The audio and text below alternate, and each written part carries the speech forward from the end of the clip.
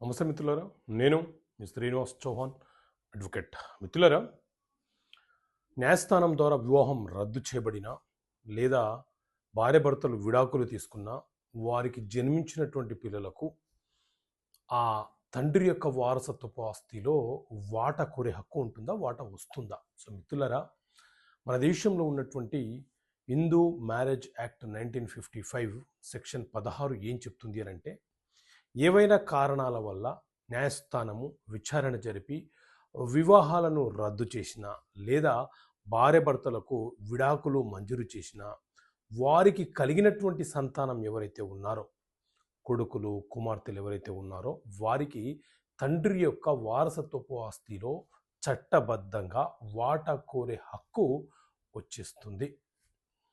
కొంతమంది ఏం చేస్తుంటారు అని అంటే, విడాకులు అయిపోయాయి కదా, నేను నా భార్యకు నా పిల్లలకు సింగిల్ సెటిల్మెంట్లో భాగంగా కొంత అమౌంట్ లేకపోతే కొంత ప్రాపర్టీ ఇచ్చేసాను కదా, భవిష్యత్తులో ఆ బిడ్డకు అంటే ఆ కూతురికి లేకపోతే కుమారుడికి వాటా అడిగే హక్కు లేదు కదా అని అనుకుంటారు.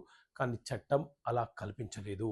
చట్ట ప్రకారంగా ఒక వ్యక్తికి జన్మించినటువంటి కుమారుడు కుమార్తె రక్త సంబంధాన్ని కలిగి ఉన్నందున వారు ఆ తండ్రి యొక్క వారసత్వపు ఆస్తిలో వాటా కోరే హక్కు ఉంటుంది.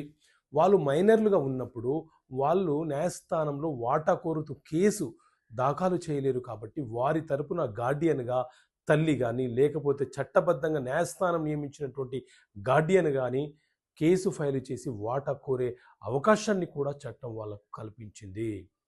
సో ఇలాంటి చట్టపరమైన అంశాలు మీకు తెలియపరచడం కోసం చట్టపరమైన సమస్యలకు పరిష్కారాలు అనే పుస్తకాన్ని మీ ముందుకు తీసుకురావడం జరిగింది.